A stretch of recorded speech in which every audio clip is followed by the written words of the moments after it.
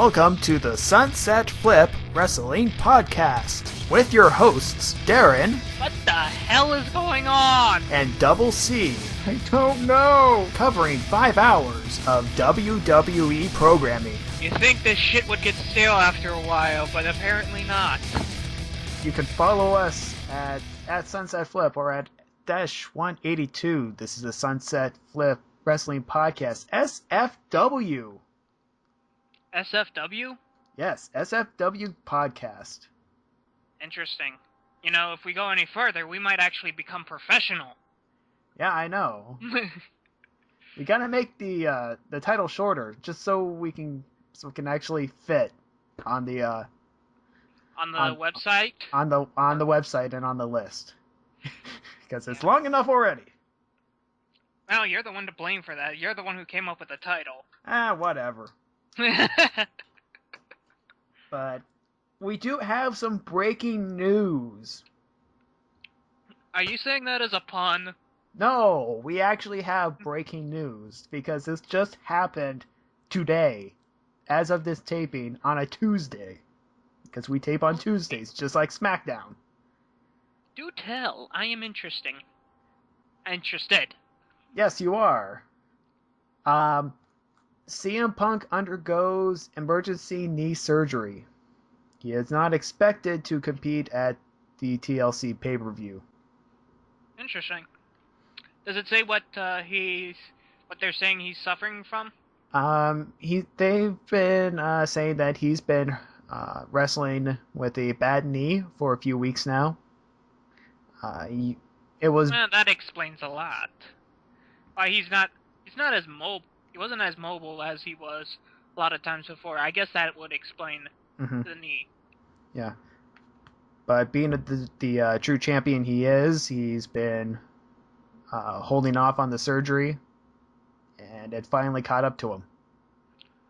You gotta give the guy I really am not in love with the character inside the ring, but outside the ring, the real person CM Punk, he's an awesome dude. Mm-hmm. If he pulls out like that, goddamn man, I gotta salute that. Yeah, so more details to follow once we get to Raw and discussion what's going to happen at the TLC pay-per-view and speculation. There's always speculation. Of speculation. When I get to bullshit the most. There's plenty of that here because we got to go through SmackDown from the 30th. Oh, segue. And okay, so SmackDown starts off with a particular John Cena. Yes, a particular one. He's happy. He's a happy John Cena. This is his happy promo. Because he has two types of promos. The I'm a goofy happy guy or I'm gonna kick your ass promo. This is the former. This is the one where he's joking a lot. Okay. So, he says he's excited about the main event. And how it's going to be, what was it? Dolph Ziggler versus Sheamus. And he's excited that Ziggler is going to get beat up. He gloats about his Monday Night Raw win. He literally gloats about it. Like an asshole. This is asshole Cena. Our heroes, ladies and gentlemen. He is like Superman. Have you ever seen Super Dickery? Yeah, that's pretty much it. Yeah, that's a blast from the past. He's going Golden Age on our asses. Yeah, so Alberto Del Rio interrupts. He says that SmackDown is his show because he loses all the time to Randy Orton. Because he's the Apex Predator? Yeah, he is the Apex Predator. Yeah. And then John Cena proceeds to cheap shot Del Rio to have a match. And then we go into the match. Our hero, ladies and gentlemen. And this is I'll keep on saying that tonight. Okay, yeah. John Cena is going Super Cena pretty much the entire time. Del Rio looks like a total chump. And Cena wins with his off the top rope leg drop. Interesting. I never thought he'd actually do a Hulk Hogan there. Well, he usually does the leg drop from the top rope. You know, when the other guy's hunched over, he gets on the top rope. He's like, "Oh, I don't usually do this, but thing." That seems about right. That's like the only thing from the top rope he could do besides like an double axe hand. Mm-hmm. So. And then he proceeds to celebrate while Dolph Ziggler hits Cena in the back of the head with the briefcase. Yeah! Because. And the most hilarious part about this is Josh Matthews on the commentary say, "Why did Ziggler do that? Totally cheap shot at John Cena. John Cena this, John Cena that." And JBL's just sitting there looking at him and was like, "Seriously?" Is he going like Michael Cole and The Miz on us? Is he working the shaft a little bit? Yeah, he is. and JBL's just sitting there and he's going, "On SmackDown we fight. That's what you do." Yeah. It's like, dude, they have a problem with one another. They're fighting. What, are you expecting them to hug it out? So, yeah. Speaking of hugging it out, we go backstage with Team Hell No and Kofi Kingston, who's in the back. Why? Because he's just bored. Yeah, they're going to have a 6-man tag. And Kane and Daniel Bryan are pretty much just like, you know, that Shield beat us is pretty good. And they're going, "You are a good tag team partner." And the other one goes, "No, you are a good tag team partner. We are dominant. Yes, yes, yes." Like, at some point, they just gotta take the butt plugs out, man. Yeah. I'm sorry, this is getting dirty, I know, but so much bromance around. I gotta go for the low blows. Yes, yes, yes. And you gotta go with the catchphrases. Yes. After that, we go backstage once again with Booker T and John Cena. Booker T goes, "Okay, John Cena, I don't want you to mess up this main event. Just don't do it. Shit. So please don't start shit, sucker."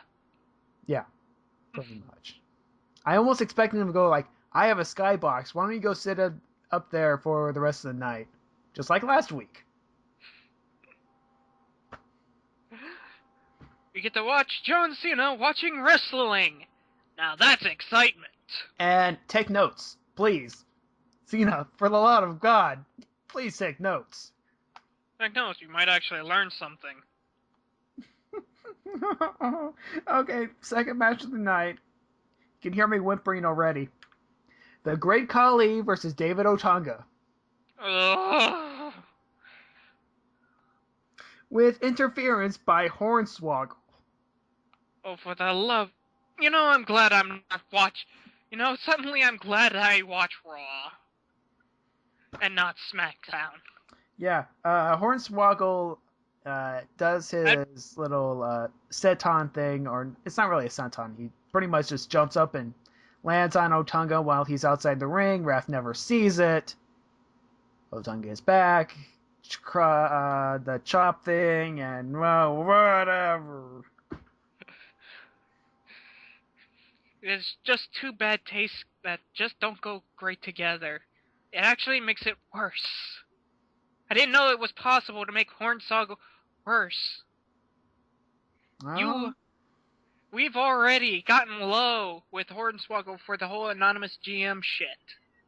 Oh, come on. I mean, remember that time when Carlito was chasing Hornswoggle, and Hornswoggle took a brush and made a tunnel, and he went through it, and Carlito followed up and tried to go into it, and he smashed into the wall? What What are we, fucking Looney Tunes? It was Looney Tunes like, yeah. Yeah, that actually happened. Look it up. At that point, you just might as well just get Porky Pig in here and say, that's all, folks. Back to seriousness. We have Wade Barrett and the Primetime Players versus Kofi Kingston and Team Hell No. It was actually a pretty good match. Darren Young taps out at the end, and Team Hell No is like, yes! We are good at the tag team. Yay, we are awesome. And then we go backstage with Sheamus and Matt Striker. Okay, so Matt Striker has been growing out the handlebar mustache. Looks like he's done growing it out. Looks absolutely ridiculous. I don't think it's that bad, personally. But then again, I live in Pennsylvania. And that sort of thing is expected here. Southern Pennsylvania. He needs to grow a beard. Beard? Like what? A Wisconsin? Like you Washington boy? Like Daniel Bryan with the goat like Daniel face? Bryan beard. His glorious beard. I'm just waiting for you to just say it's a Midwestern thing again and just get this over with. It's a Northwestern thing. It's like, we just want to put our catchphrases in there, folks. You know, sooner or later you're going to hear me say, you think we're be done with this shit by now, but apparently not. Okay. After that, we go to the ring with Damien Sandow. He says he wants to save individuals instead of everyone at the same time because saving individuals is easier. He picks someone from the crowd. He asks them a bunch of questions. You've probably seen this on Raw. It's the exact same thing. Except that the hard question was about the speed in which one of Jupiter's moons travels. In kilometers. Okay, that's actually a pretty hard question, I'll have to admit. I do not know that one. Now, yeah, the one on Raw was relatively like a softball compared to, kilometer speed of Jupiter's moon. At least like the one from Raw was like a philosophical history one. And to be quite honest, I thought it was Marco Polo. You would have been close. So we have the match with Damien Sandow as he takes on Tyson Kidd. Guess who wins? Tyson Kidd? No, he doesn't. No. Aww. And then after that, we go backstage with Dolph Ziggler. He says that once again he's having another handicap match. Because on Raw, he had things going well for him. Cena was, oh no, my knee, over with the doctors. And then AJ comes up and, distracts and all that stuff. So, once again, it's going to be another handicap match because someone's going to help John Cena.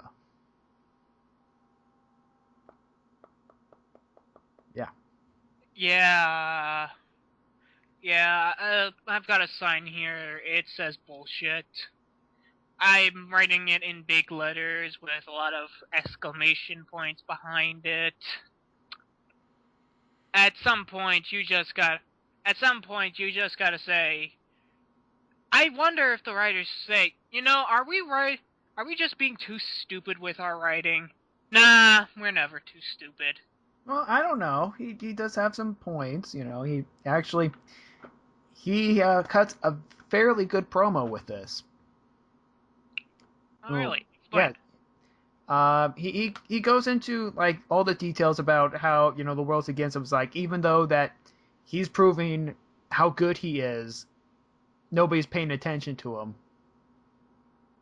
and he has to go out of his way to do that.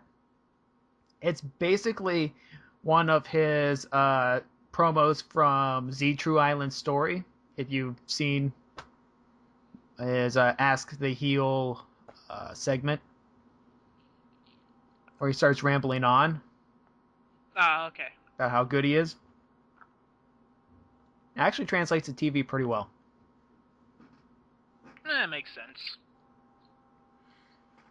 And then with fifth match, we have the Usos versus the 3MB, Slater and Mahal.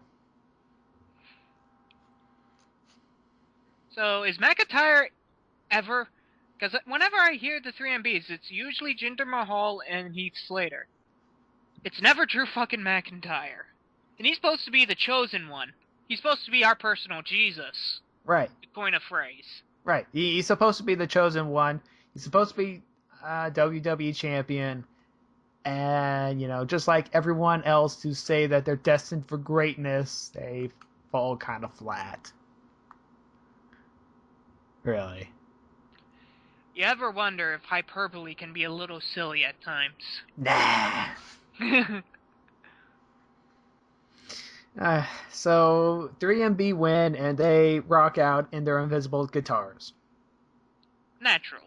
A little anecdote about the commentary on this. They mentioned that 3MB were going to release their brand new single on Tout, but since it's only 15 seconds long, they never got to actually playing instruments.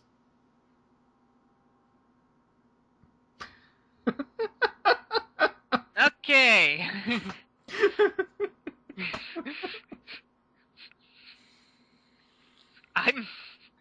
I got nothing, folks. You go ahead. Okay. I got nothing. So we go to the main event. Here we go. Dolph Ziggler versus Sheamus. And the match was alright. Ziggler does his thing. Sheamus does his thing. Pound and ground, all that good stuff. And then Big Show comes out. He runs in and he's like, roar! And disqualification. And then John Cena runs in and goes, roar! And then the faces beat the heels. Naturally. Yay! Because that's what's supposed to happen. Because they're the good guys. They're the good guys. They're good guys and do good stuff. Yeah. As like it says, evil never wins. Yep. So, we go... Okay, let's move on to Raw from the 3rd. Because it's now December. This was a very good Raw. And I hate December because I've been up since 2 in the morning because of work. So. I hate December because I can't get any light this day. Like 4 o'clock right now. Ow, the sun's already been down for about 30 minutes. Yes, everyone hates December. Most wonderful time of the year, right? Yes, it is. Okay. The show starts off with Team Hell No versus Primetime Players. And this match was like, oh no, Shield's over there, and they're coming closer. They're coming closer? Oh no, where's one of them? One of them disappeared. Yeah, this was one of the weirdest matches I've seen in a while. It's like, okay, we're going to have a match. It wasn't about the match, it was like it was about the approaching danger of the Shield. Yeah, so the match eventually ends. They jump and punch, pummel, Blah, blah, blah. Blah, blah, blah. Do what staple heels do. Right. Which, at some point, I'm really wondering what the hell their reasoning is. Like, who the fuck is doing this? And if it is actually Paul Heyman pulling the strings, why the hell would he want to do this? This makes no logical sense. Right. However, I do have explanations for almost every single one of the Shield's attacks. Oh, do tell. Do tell. Okay, let's start out with last week. With the attack on Kane. Because you can take this one of two ways. One is the obvious thing about The WWE Universe chooses the opponent. Sort of thing. Which is unfair. I can see that. Because, yeah. Or, you can think about the voting was rigged. I'd like to think that it was more or less that Kane already had his shot, so they're beating him up because, well, he already had his shot, he shouldn't do it again. Right. This one, I believe that it was a show of strength. It was actually not really injustice done on this part this time, but it's to show that they are here and they're going to beat people up successfully. So it's pretty much the Nexus. More or less. You know, this is the reason why I don't like staples that much. Because they're so goddamn predictable, and they're all the same. Like, Right. You have a few that are very, very much, like Degeneration X. That was a great staple because you had an idea of what they were about a little bit better. They weren't just like a bunch of guys who came together and beat the shit out of a person. They had attitude to them. They had a motivation. They were rebels. Which DX are you talking about? 90s Attitude Era DX. Okay. Not Shawn Michaels, not the Shawn Michaels Triple H DX. Oh, okay. Okay. Because I'm thinking about the McMahon-Helmsley faction DX and how they were pretty much beating people up every single night. True, then again, that was the one. Then you also had, like, the Acolytes of Doom. That was an interesting faction. And then... Again... Yeah. But then again, they were just Satan worshippers that Undertaker just freaking crucified people. Yeah. Good stuff like that. But at least you get an idea of what their purpose was. And then there was Evolution. Evolution, which pretty much was, what was Evolution all about? Evolution was about past, present, future. Past, Ric Flair. Present, Triple H. Future, Orton, Batista. I see. It's like, it's pretty much just showing, like, the best of the best. Right. Like and, the Click. Yeah, and Evolution beatdowns and all that stuff. So, yes, it is the same thing. However, I still enjoy it. It gets boring after a while, and it's like, really? It's just like, and also with, like, the Nexus, it's like, it honestly makes no sense after a while of, like, okay, injustice you want to fight against, fine. Well, why don't you just go onto the mic and say how unfair it is? Why do you have to beat people up? It's like, you gotta think a little bit more logical than just beating people up as an answer. I know this is a wrestling show, and beating people up is the answer to most questions, but give me a better reason besides, I'm tough. Well, I think it's also a throwback to how you used to take care of problems, like sneak attacks. By curb stomping it, Attitude Era style. Oh, not just Attitude Era, but Golden Age too.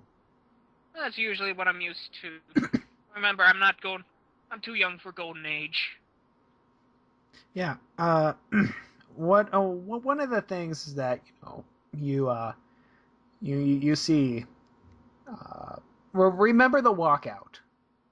Oh yeah. That was like, wow, are you seriously gonna do this? Because normally you would just go and beat people up, but you're gonna walk out. Okay, sure. Yeah. I guess it's just like proportion to time and reason that's bothering me about this whole thing. It just feels wrong somehow, if you get my understanding. Yeah, I get it. There just doesn't seem like something is right. There's no reason behind it. And that's why I like it. That's why I don't like it, because I know this sounds like very petty, but, chaos for chaos' sake is somewhat stupid. That's why I say anarchists are probably the biggest morons out there. Well, anarchists are just, morons. Well, no, they're just hypocrites because they want a side of government that has no government. I call them morons, personally. But anyways, we're getting off topic here. We went on a long-ass tangent about how stupid shit is, and we ended up on anarchy. Go figure. So we go backstage with John Cena and Sheamus, and John Cena talks about a giraffe, while Sheamus rambles on about, I guess, fights football stuff, I'm guessing. Or maybe rugby, I don't know. Something Irish. I have no idea. Nobody knows. That's his gimmick. It's like he's going to ramble on about Irish stuff. Okay. That makes logical sense. Okay. He's Irish. And then we have our second match of the night, AJ versus Tamina, which I didn't recognize as Tamina. Is it just me, or this was one of the better Divas matches I've ever seen in a while? Yeah, but I have a big problem with this one. Huge problem. Alright, go right ahead. Okay, so Tamina pretty much dominates AJ for 99.9% of the match. AJ rolls up and wins. Alright, I do agree. That is a problem. Because, goddamn, Tamina just brutalized AJ in that ring. Yeah. It's almost like another match on here. Later on, we'll get to that. You mean Alberto Rio and Sin Cara? Yeah, I have a huge problem with that too. Hey, I'm with you there. I've always said these one-handed matches that turn the other way are really stupid. Mm-hmm. Because it doesn't make your guy look tough, it makes him look lucky. Yeah. And you want your guy to look tough. You want him to look like he's putting up a fight. Like, the only way he overcome was because of the combination of luck, skill, and just good timing. Mm-hmm. So immediately right afterwards, CM Punk comes out with Paul Heyman. Heyman talks about the encyclopedia, which is on newsstands now. And I don't give a shit. And he complains that there's not enough about CM Punk. And then he says that CM Punk has the longest championship reign in 25 years, the modern era. Which is really impressive, just as long as he doesn't get stripped in a couple days. Yeah. Yeah. We're not gonna even go there. Yeah. So, yeah, and then Punk gets on the mic. He complains that Ryback's getting yet another shot. He beat them twice already. And once again, he's not involved with Maddox or the Shield. Here's my problem with this promo. He went on to a ramble of how, he's better than all the people. He's better than, he insults the place he's at. Mm-hmm. He says that people can't hold jobs or why they're fat and lazy. And if you don't like it, get out of my arena. Mm-hmm. I'm sorry. Something about that just feels wrong to me because it's too low. Yeah. It's supposed to be. I know it's supposed to be like an easy pop, low boo, but it's like, come on. The part in the back of my head is like, come on, work for it. Just stop using the fastballs. Give me a curveball every once in a while. Okay, here's a curveball. The Miz interrupts. Oh, and that is a curveball. And he starts sucking up to the fans, much like Punk is playing down the fans. And the Miz... And then the Miz calls Paul Heyman a walrus, which I feel bad for poor Paul Heyman because he's going to be known for him as the walrus, cuckoo cachoo. And then the crowd starts chanting walrus, which actually is amazing that the Miz can actually command the crowd like that. That's a good... And that's how you know you got a good face. Mm-hmm. Also, it's because it was a hilarious name to give him. Yeah. Okay, I have to admit that was funny when I heard it. I feel bad at the same time, like, that's undeserving, because now he's going to be on down the streets and somebody's going to go, "Hey, Walrus!" Yeah. Let's suffer for your art. Excuse me. And then The Miz says, at least I can admit that I cheated all the time. Yeah, and so are you. What about that, huh? Huh? You're lying.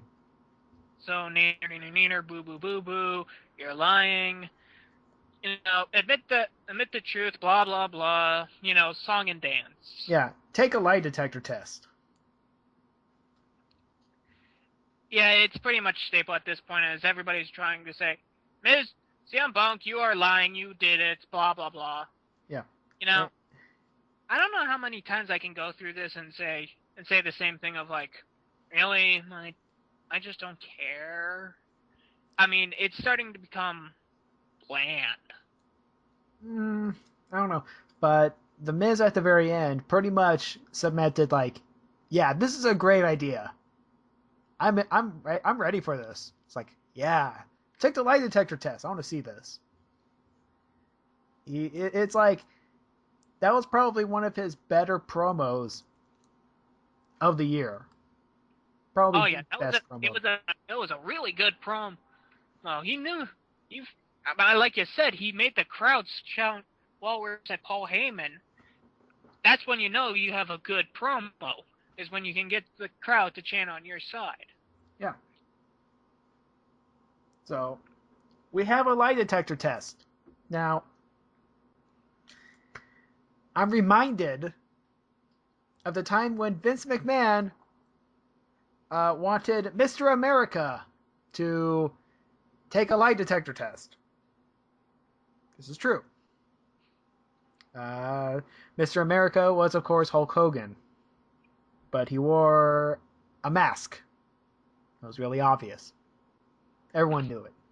You could see the handlebar mustaches all outside of it. You could. You could. Oh, goddamn, I was just joking. and Vince was all like, I'm going to prove it. That you're Hulk Hogan. And then Hulk Hogan's like, no way, dude. I'm Mr. America.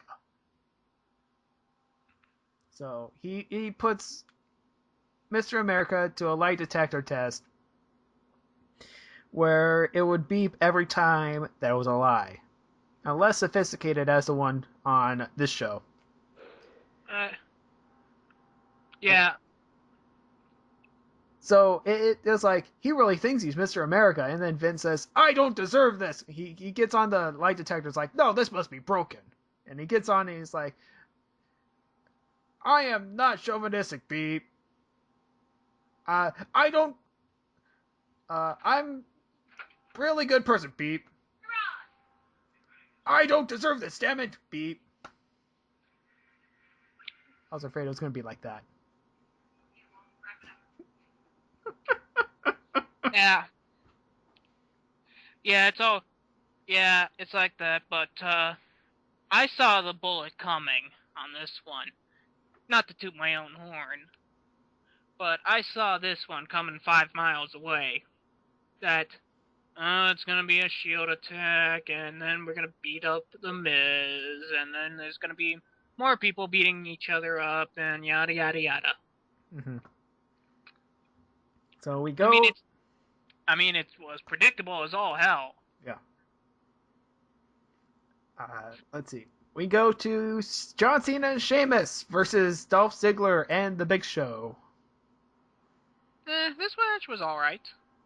Wasn't a great match, wasn't a bad match, but entertaining.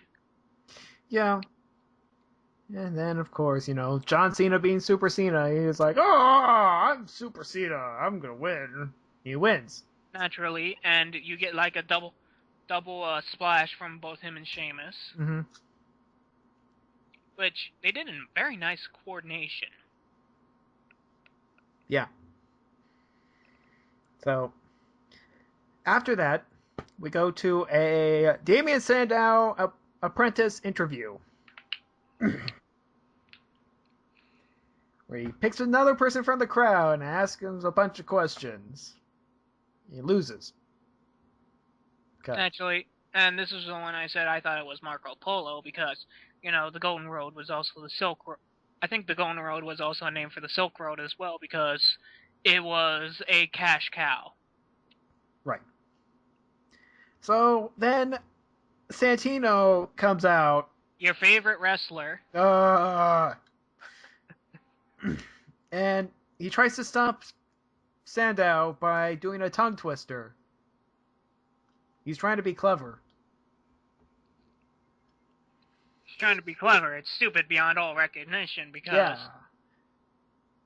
it's a can club shell.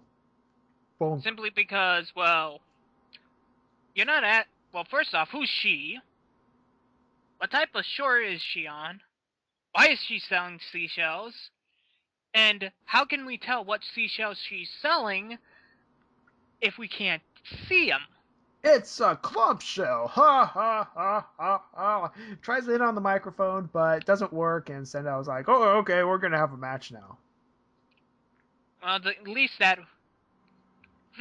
out of anything, at least he didn't have that stupid haircut. He went back to the shaven look. Oh, yeah. So we have Damien Sandow versus Santino.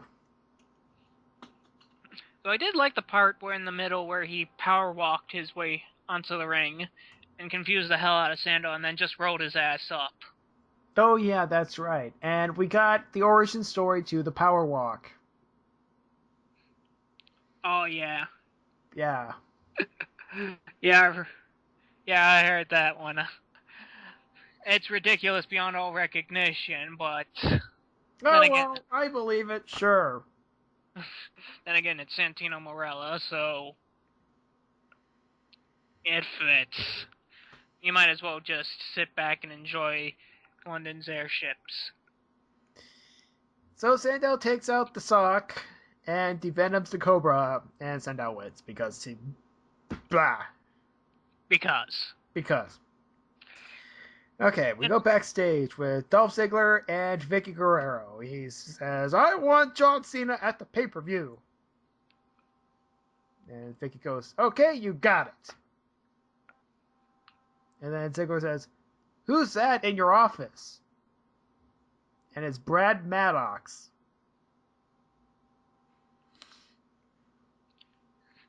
We go to commercial. Yay, commercial! And we continue with the backstage segment. Maddox says that he wants a contract. And Vicky gives him a match for the contract. She says that it's going to be great. No. It's cathartic. I think by great she means cathartic for all of us, except for Brad Maddox. Yeah. I was expecting someone different. You respecting Ryback again? No. I was expecting the Great Khali. Oh, yeah. Because it's going to be a great match. That would be too obvious, dude. WWE is subtle. Yeah. Just like the storyline where Heath Slater took on Legends and kept on telegraphing which one's going to come out each and every time. Exactly, man. Okay, so here we go. Sin Cara versus Alberto Del Rio again. This match was weird again because it was so one-sided. I put, why is Sin Cara winning? He was. Yeah, he pretty much was. In slow-mo fashion. Though I do have to admit, a lot of his moves looked freaking brutal. Mm-hmm. And then all of a sudden, cross arm breaker out of nowhere. And he wins. Yeah. Now, I thought about this for a couple minutes. I go, wait a minute, what did I just watch? What does this remind me of? Oh, yeah, that's right. This reminds me of the John Cena match. Close. It reminds me of a Randy Orton match. Ah.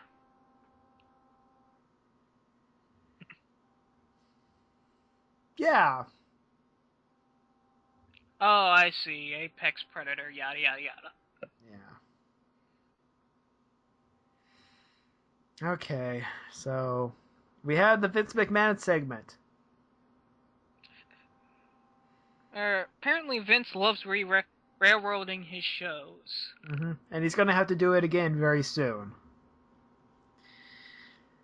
So Vince calls out Vicky. We all think, okay, he's going to announce a new general manager. Vicky's out. Nope. We're not done with Vicky yet. Your hopes and dreams are far from being yet destroyed. So Vince talks about the Dolph Ziggler and John Cena match. And how there should be a stipulation. I'm thinking, okay, it'll be a tables match. That'll be pretty good. Nah, I was so ahead of this one. I was like, they're gonna use the Money in the Bank thing. And then I go, I'm gonna fucking use it. No, please.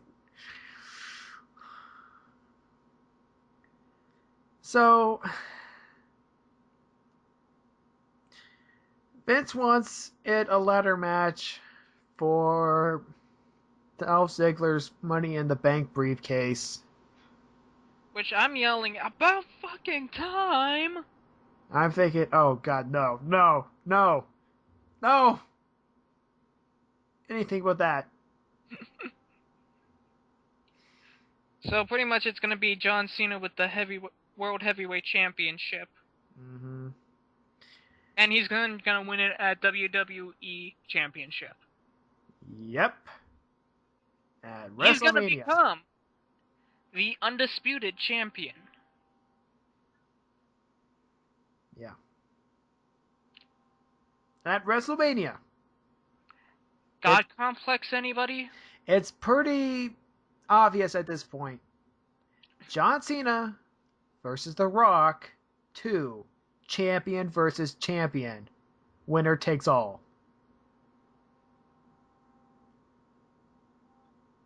We see where the train is rolling down. And some of us are like, whatever. I'm personally whatever on this one. Obviously Casey is going, no. I mean, sure. If there was going to be a unification match, I'm all for that. But not John Cena. Because just don't telegraph it that fast. I mean, wait until after the Rumble. Yeah, sorry, dude. You're not getting so lucky. Like I said, WWE is subtle. Oh, also one more stipulation: if it's found out that Punk is lying, Paul Heyman's going to be put in a match with Ryback next week. Because apparently you can put managers in matches. Mm-hmm. And also, I didn't know that Paul Heyman had a contract with the company WWE. Right. I mean, legally, yes, I know he has a contract with him, but I mean, like, in kayfabe terms. Right. Apparently he does. Okay, so here's our Brad Maddox match. I thought it was going to be the Great Khali, but it wasn't. It was Randy Orton.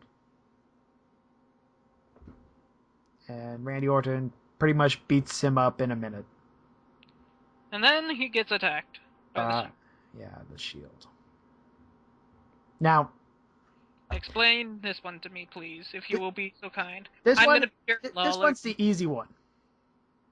The Shield attacked because it was an unfair opponent for Brad Maddox to face.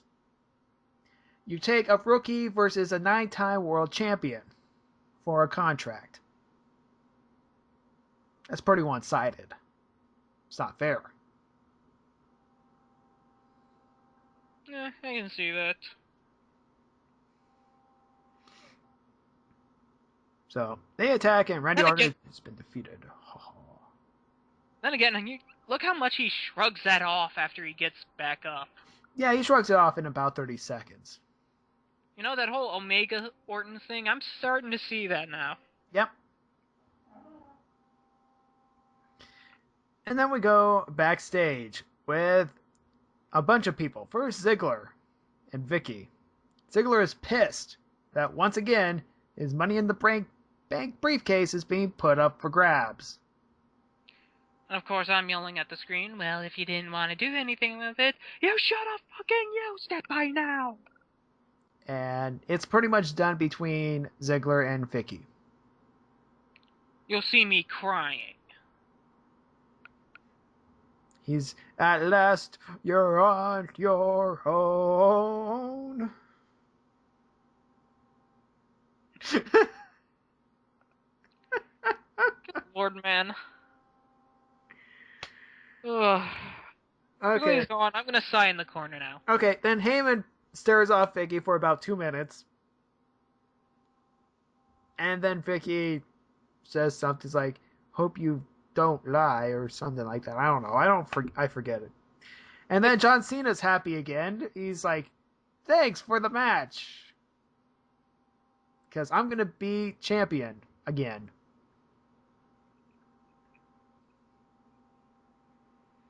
Yep. John Cena's happy. Meanwhile, we're all not. Okay, so your main event time.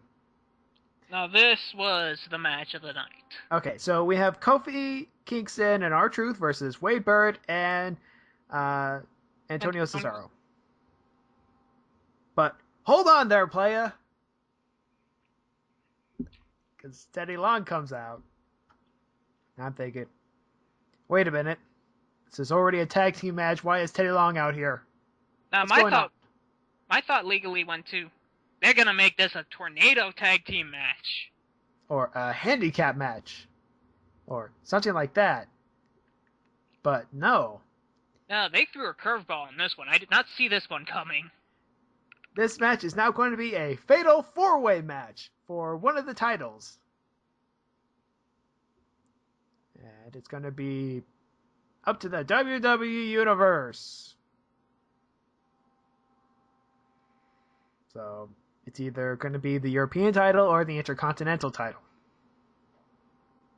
And of course, Cesaro being the heel is going to be his title, his European Championship.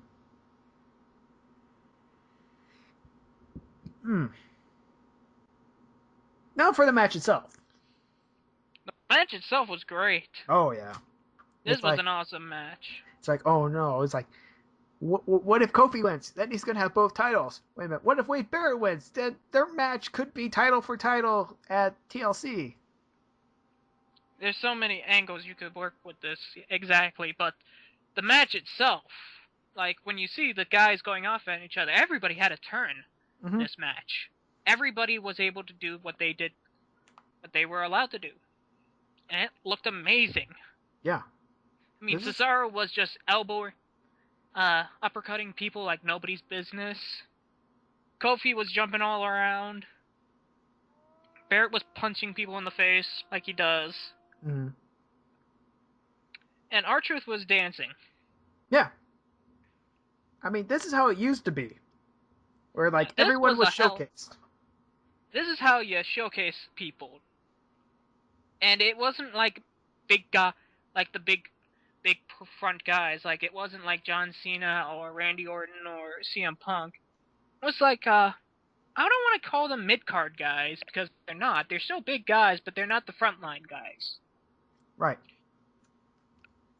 So, but it's showing off these four guys and showing off how awesome they could be. Right. And that's what made this match amazing. Just seeing how these guys worked off each other. That, and I saw for the first time a drop kick canceled out by a drop kick. Yeah. And then standoff. Yay! I never saw that before. At least not to my memory, but my memory's shit. Right.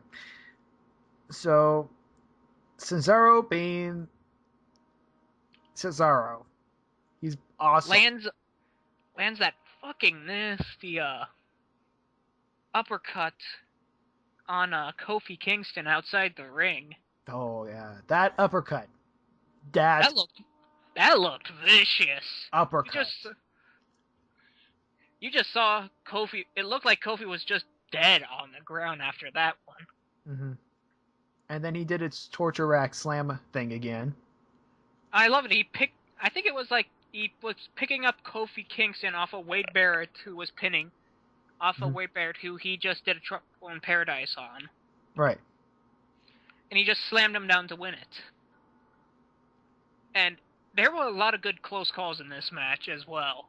Like, it was down to the wire. Yeah, it's like, all the finishers are happening all at once. Who's gonna prevail? Cesaro was like, I'm gonna deadlift you and equalizer, brah. Which, that deadlift was pretty awesome to see.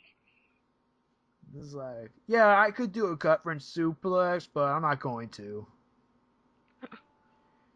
That would be too easy. Yeah, it would be. And plus, we gotta make sure the finisher looks awesome. Mm-hmm. So, Cesaro is impressive once again and retains his European Championship. Now, personally, I could have ended it right there. That would have been the greatest ending ever. Mm-hmm. But we still have to do the stupid CM Punk thing. No, I don't think it was that stupid. I'm predetermined. I was predetermined to hate it because I saw the ball coming. It's like right. A lot of this was just predicted to me. Right. I knew it was going to happen too, but still enjoyed it. So the lie detector test segment. I love the banter between The Miz and Punk. If anything else, these two know how to work off of each other.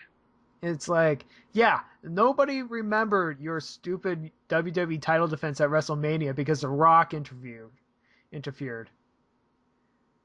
Everyone wants to forget that, and then Miz goes, "Did Rey Mysterio shave your head bald?" It's like, yes.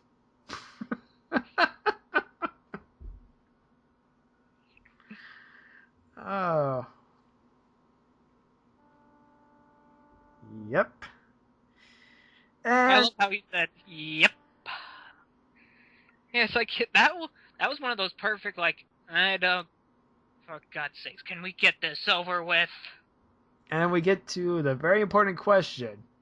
Did CM Punk hire Brad Maddox at the Shield for him to keep the title? And by the time the Shield attacks. Yep. Shield attacks. Miz is beat up. Kane and Daniel Bryan come out. They attack. They get beat up. They're holding their own a little bit, but it's 3 against 2, so it's not really that good. Then suddenly Ryback comes out. Now it's an equal match, and it looks like Kane and Daniel Bryan finally get their upper hand and beat the shit out of the rookies. Mm-hmm. These CM Punk just kicks the Miz out of the ring, and then Ryback comes in and fucking shell shocks him. Right, and he's not done there. Because he goes to the ring apron, and it's like, I'm going to get a chair. And I'm going to get a ladder. And I'm going to hit CM Punk with it. He does that. And he brings out a table. And puts CM Punk through the table. Yeah, it looks like... Yeah, I can see where he get like his knee finally just gave in. Because those shots looked bad. Those shots looked mean. Yeah. Like, he and Ryback sold the shit out of those shots. So then we have Ryback. He's standing tall and with the WWE champion in shambles. He obviously has the momentum. the all-important momentum that usually has the opposite effect in these situations. However, with the breaking news about Punk's knee, he's likely not to be competing at the pay-per-view. Most likely what's going to happen is it's going to be a 3-on-1. 3-on-1. I bet you it's going to be a 3-on-1 with the Shield. Might be. That would be interesting to see. I think it may be like a No Mercy pay-per-view. Not from 2009. I'm talking about the one from 2008. Okay. That was the one that it was supposed to be Randy Orton versus John Cena. But John Cena got injured. Tore his pectoral. Maybe it was 2008. I think it was 2008. Anyways. They promise a new WWE champion. And one of the best pay-per-views that I've ever ordered. Orton gets awarded the championship. Triple H challenges right away. Triple H wins the title. Fights off Umaga. And then fights Orton again in a last man standing match where Orton wins. In a fantastic pay-per-view. Because there are 3 title defenses. All the same title. Yeah, all the same title. But it was an amazing pay-per-view. I think the same thing might happen. Where... well, they already have a TLC stipulation put out for the title. It might be for either the vacated title or the interim title. It might do an interim. I can see that, but be quite honest, I'd be fine with, like, if they made the main event nowadays. If they made, like, the main event now, like the Sheamus and Big Show fight. And then they just moved the Ryback fight to, like, the Shield. To the Shield, and that just worked out like that, and then we can get back to, like, the whole CM Punk thing next time. Maybe. Well, but we'll have to see about that. Maybe we'll get some answers on SmackDown. Because this all happened before the taping. Yeah, life gets in the way, dude. Shit happens. Oh, yeah. It sucks that it does, Yeah. and, God bless CM Punk for being such a trooper. Working with a bum knee and everything. That's not an easy thing to work with. Yeah, like a true champion, a true old school champion. I remember one time I think I got bummed knees once because of how much work I was doing on a dance floor for a musical, and afterwards my knees just would not. I could barely walk with my knees. And it's not the same thing. He probably has, like, a broken, fractured knee. He has, like, some bone fragments in his knee or something. But I know what he's going through, and it's like, just having that after week after week after week, God bless the man for sticking out on something this harsh. Yeah.